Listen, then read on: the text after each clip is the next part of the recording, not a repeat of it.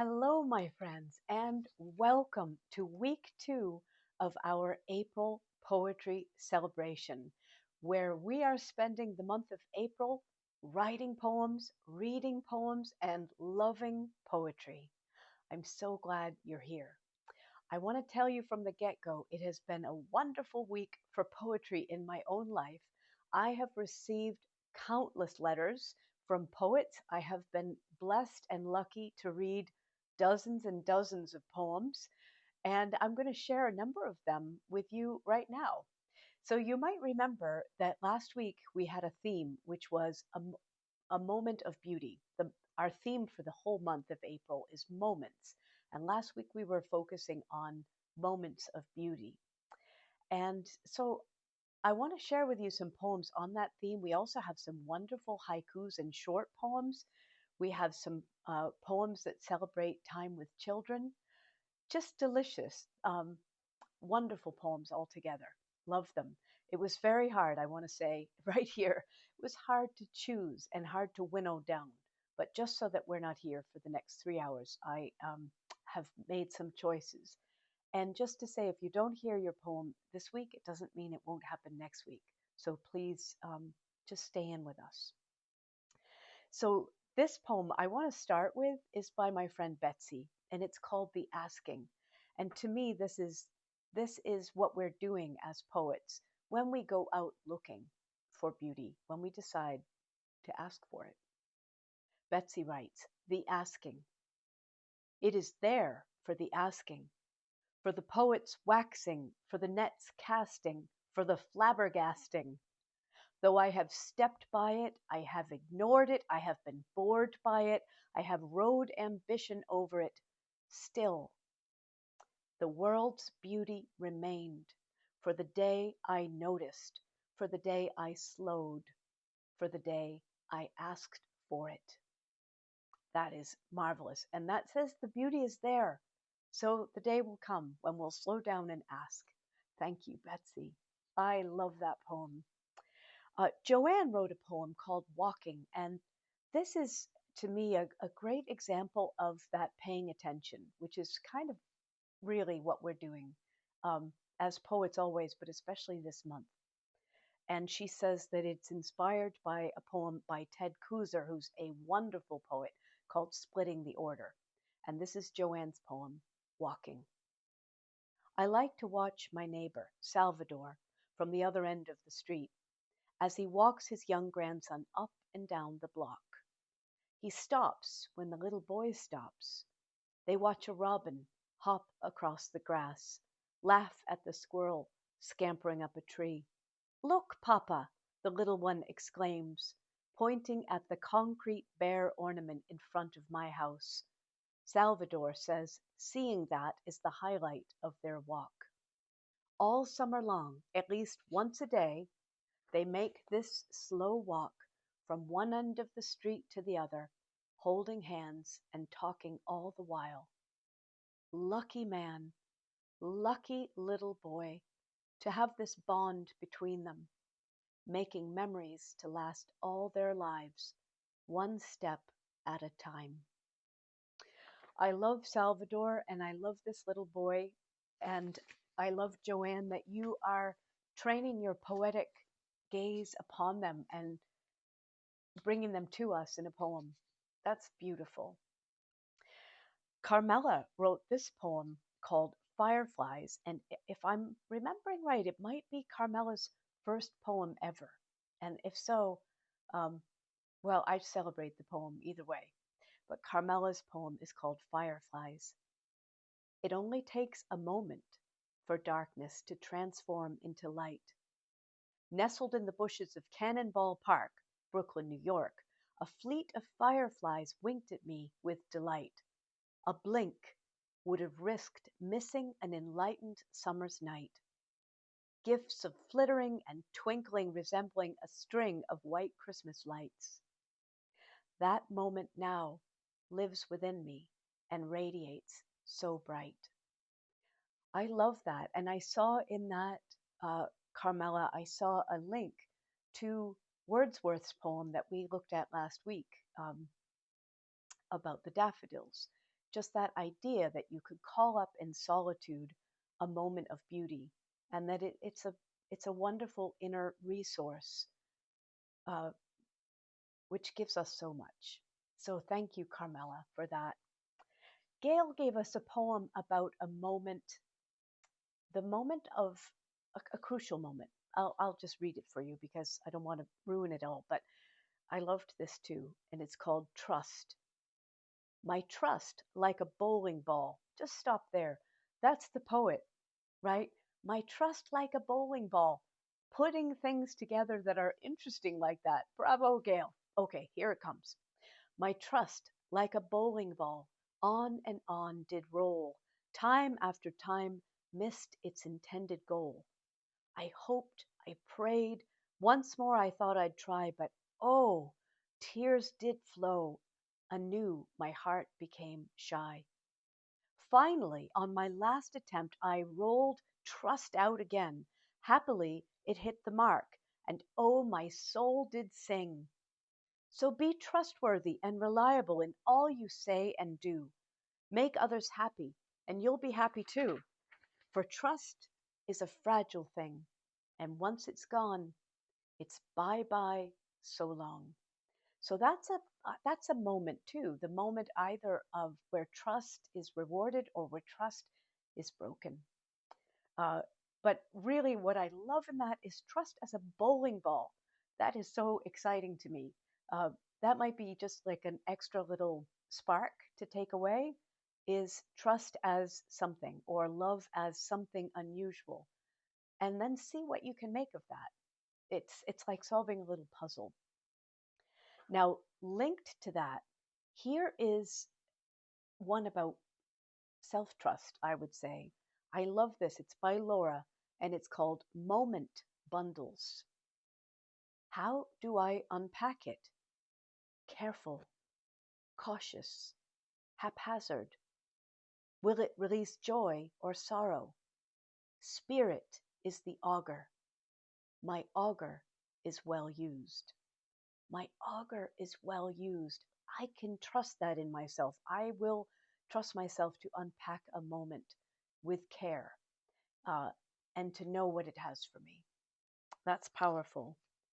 And finally, in this section of poems, I wanted to share a beautiful poem about loving the moon. And this is by Destiny. Destiny, the poet. Moonlit night. As I looked out my window tonight, there I saw the moon shining bright. Never have I seen a more peaceful sight. Let me start that again. As I looked out my window tonight, there I saw the moon shining bright. Never have I seen a more peaceful sight.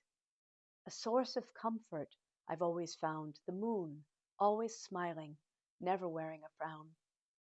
When missing you or needing a friend, I look to the sky and it seems to appear strange but true. I get a sense that you feel the same. You are missing me too. Sitting, ever constant, shining bright, lighting up my darkest places at night. Though we may seem like we live worlds apart, I know you see the same in the sky each night. No matter where we go, I'll be looking at the same as you, our moon, knowing you are seeing the same and missing me too. That's beautiful and tender and just what we hold in common and what brings us together. And also the moment of the poet gazing at the moon, which is a moment which has been repeated for as long as there have been poets, because they've always been gazing at the moon. Now, we had a lot of poems about April, wonderful poems about April. Thank you, everyone. I want to start with one by my friend Mike. Uh, Mike has been going through cancer treatment. And I just appreciate this poem so much because I want to underline the idea that there's no words that we have to omit from poetry, and there's certainly no circumstances. Everything that is human is fair game in my book. Here's Mike's poem, April Fools. Does April come in like a lamb? Not if you're having daily radiation treatments. This April is coming in like a lion. But when the treatments end in 2.5 weeks, the month will go back to being a lamb, and I will catch up on my rest, sleeping like a lamb. And I'm excited for that for you, my friend. Thank you so much for that poem. Thanks for not second guessing it, because I think it's powerful and important for all of us. Angie gives us a lovely poem, just a joyful poem called A New Day. The hour before dawn seems saturated in darkness. I take this time to welcome the new day and the anticipation that it brings. The rising sun is a slow but steady reveal.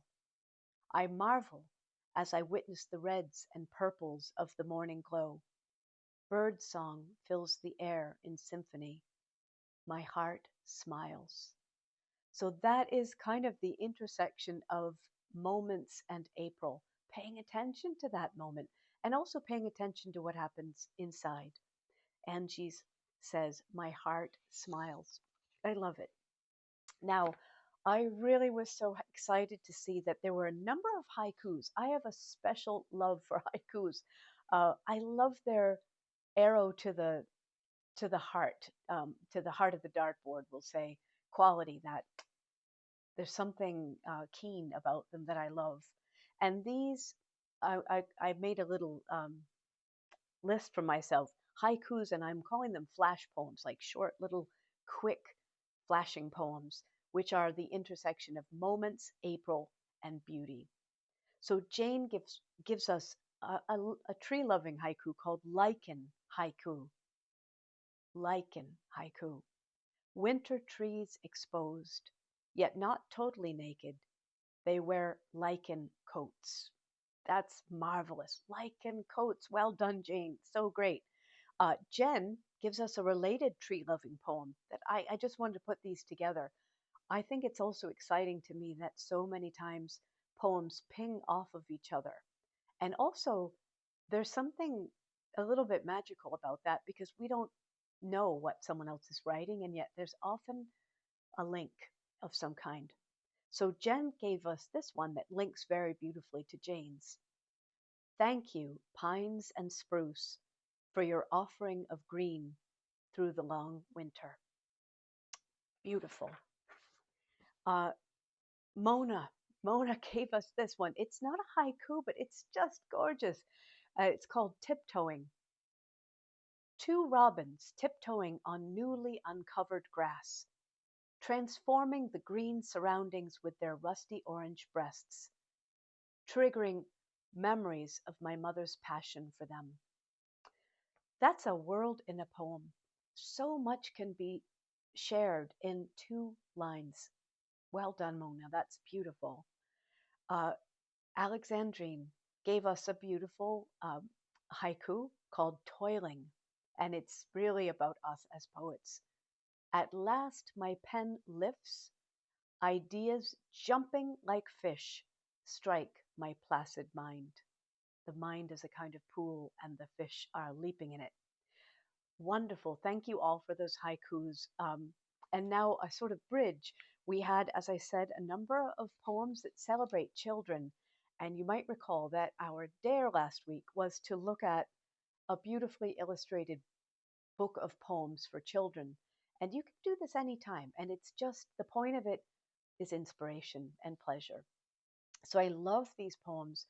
Robin gives us this poem, which put a lump in my throat too. And I know it did for her. It's a haiku. My boy, in delight, enraptured by a housefly, I see with new eyes. As I read that, I get a chill. That is exciting. That's a young poet in the making. That world love, that enchantment. Beautiful. Cheryl gives us this beautiful poem, which is very much again linked to Robin's poem about wonder. Sleepy little boy, up in the night, checking for days. Checking for day. Let me write, I'm sorry, my friends. Sleepy little boy, up in the night, checking for day. Opens the curtain and sees millions of lights embroidered on the inky black sky. Mom, stars, Mom, stars. That's beautiful. Millions of lights embroidered on the inky black sky. Mom, stars, Mom, stars. And that also reminds me just of how much we love to witness these things together and to call someone into our wonder and our appreciation. Those are beautiful. And finally, one more by Cynthia. She said that this was a poem inspired by a moment with her young children, and she called it Laugh Until Your Face Hurts. Giggling laughter can't hold it in, the best medicine shared, and it resounds even more until the body aches with joy and mirth, and tears stream, tracking appreciation. There's a fullness to the smiling faces and twinkling eyes that lets us know the heart is in open overflow. The heart is in open overflow. That's such a gorgeous way to put that. I think we understand it so easily as we hear those words. The heart is in open overflow. A good laugh. So good. Now, finally, just a little section here on the pleasures of observation and of living as a poet. Joseph gave us this poem, and it's called Our True Spirit Rises. Uh, and he says that the title was inspired by Audre Lorde's poem, Poetry is Not a Luxury.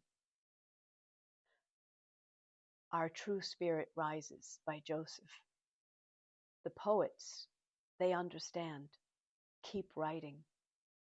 Against bird flu, doom scrolling, anything makes you think there is no hope. Close your eyes, some simple verses. Sky, she sweeps, earth flowers, reaps. It will get your mind off your troubles. Not dwelling, but creating. Growing in light, a remedy in wait. Take daily. Yes, Joseph, thank you for that energy. Thank you so much for that. Yes, poetry as remedy, I am all over it. And finally, Jackie gave us this beautiful poem called Our Early April Walk. And it reminds us to keep paying attention and how lovely that is, and to do it together as we are. Our April, Our Early April Walk by Jackie. A morning walk to see what's new in the garden. A warmer breeze today. It doesn't make us quicken our pace or cut the time short. There's a bumblebee spotted. Is he sleeping inside a fully bloomed daffodil cup? Bunches of sun-facing bright yellow and white blooms standing tall on the sturdy, deep green stems. 3 of us out together. One is walking on 4 legs and needs a leash. We're all together, but each one pulled slightly away, while trying to capture a look at a bit of new growth spotted. Back together, we're on the same path now. We head inside, each slightly changed, relaxed, fluid, and focused, trying to capture the sweetness we felt while wandering around, ready and anxious for the newness ahead. Thank you, Jackie. That's a beauty. That is a beauty. I can feel the feeling of that, the pleasure of that observation, and the sense of more to come. So wonderful. So this week, I want to share a poem with you. You might have been noticing behind me uh, this poster, and I'm just going to read you what it might be hard for you to see. It says, "This is the world I want to live in, the shared world." And this poem is from the American, gracious, let me get it, the Academy of American Poets. Sorry, I always say it the other way around. The Academy of American Poets. It's a gift from them, and I am so grateful for it because I love to put one up every year. They make a new one. And the poem that inspired that poster is called Gate A4, and it's by Naomi Shihab Nye. Naomi had an American mother and a Palestinian father, and I think that's helpful to know just to foreground the poem. It's yes, I love this poem. I think you will too. And it gives rise. So listen closely because it gives rise to our spark for the week. Gate A4, Naomi Shihab Nye. Wandering around the Albuquerque airport terminal, after learning my flight had been delayed 4 hours, I heard an announcement. If anyone in the vicinity of Gate A4 understands any Arabic, please come to the gate immediately. Well, one pauses these days. Gate A4 was my own gate. I went there. An older woman in full traditional Palestinian embroidered dress, just like my grandma wore, was crumpled to the floor, wailing. Help, said the flight agent. Talk to her. What is her problem? We told her the flight was going to be late, and she did this. I stooped to put my arm around the woman and spoke haltingly. Shu dawa Shubidok Habibti Stani Ishwe Min Fadlik Shubit Sawi. And please, uh, pardon me there. That's the best I can do. The minute she heard any words she knew, however poorly used, she stopped crying. She thought the flight had been canceled entirely. She needed to be in El Paso for major medical treatment the next day. I said, No, we're fine. You'll get there. Just later. Who's picking you up? Let's call him. We called her son. I spoke with him in English. I told him I would stay with his mother till we got on the plane and ride next to her. She talked to him. Then we called her other sons just for the fun of it. Then we called my dad, and he and she spoke for a while in Arabic, and found out, of course, they had 10 shared friends. Then I thought, just for the heck of it, why not call some Palestinian poets I know and let them chat with her? This all took up 2 hours. She was laughing a lot by then, telling of her life, patting my knee, answering questions.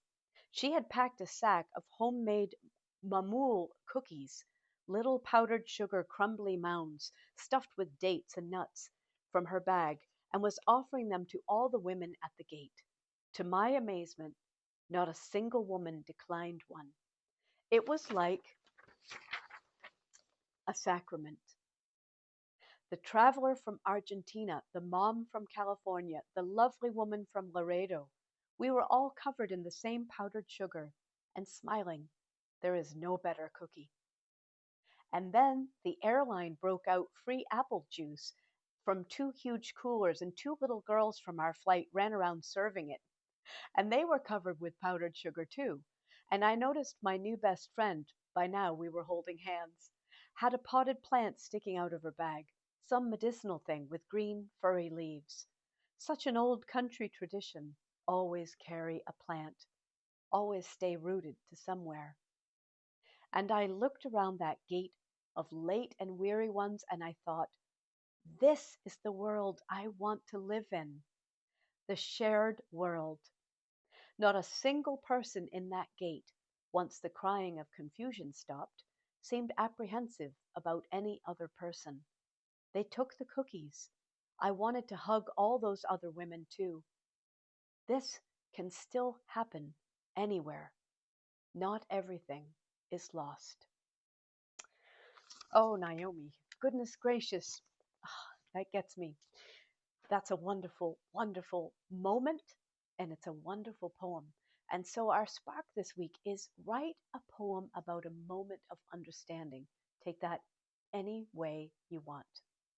Now, our dare this week, inspired by this poem, is pay attention to the languages you hear or observe or read around you this week. What are those languages? How many are those? Are those languages that you're hearing? What is the context of them? And if you like to, perhaps write a poem of what I'm calling translation. And I'm going to give you an example. I wrote a poem years ago as I was inspired. I was sitting next to two uh, young Chinese a couple. It seemed to me that they were on a first date. And of course, I don't speak Chinese, But I loved the feeling from these two young people, so I wrote this little poem called Tableside Translation. In the restaurant, the people eating beside me speak a language I don't know. It sounds like he says to her, "Pewter the gulls on choppy, choppy days." And she answers rather shyly, "Snowing all the time the growing slowed." He pauses, points to the menu. If she weaves new gloves, busy wonders come running. She flushes, nods twice quickly. Rough as the chewing is, sweet, sweet, sweet. A hand in her hair. He leans in. A bolt of joy dazzles them quiet. So maybe you would like to write, that's just another sort of bonus spark, is write a poem in which you translate what you feel uh, from what you hear. So if you would like to play this week, for one thing, I do want to say if you didn't last week, you're very welcome. You can jump in at any time. You could be part of this the first week and the third week and the fourth week, whatever you like. Come anytime and on your own terms. Uh, I will say that it's helpful to have a few shorter poems. I'm trying to include as many voices as I can, and so it's hard to include very long poems. Uh, but don't let that stop you. Send them anyway if you want to. I love hearing from you. I love reading them. So again this week, if you will, send your poems by Friday, and it's April 11th. That's April 11th by 5 p.m. I'd be so grateful. And earlier is a real help to me because it's many hours actually to read all the poems. And send your poems to kate@katechadbourne.com. And again, I put all the details in the comment below this video. So, oh, the last thing is please no attachments. It just saves me a step. And when I'm answering so many emails, it's such a help. So thank you for your help with that. Again, if you will, like this video, it really does help me, and it also gives it a better chance of being seen by other people who love poets, people like us, people who love poems and poets. Uh, Share it maybe with somebody. Subscribe to this channel if you haven't. I'm so grateful for all of you who have subscribed. It really does help me. And leave a comment. We love to hear from you, and you inspire us. So thank you so much for watching, and I hope that you have a wonderful week of wonderful moments. I'll see you next week.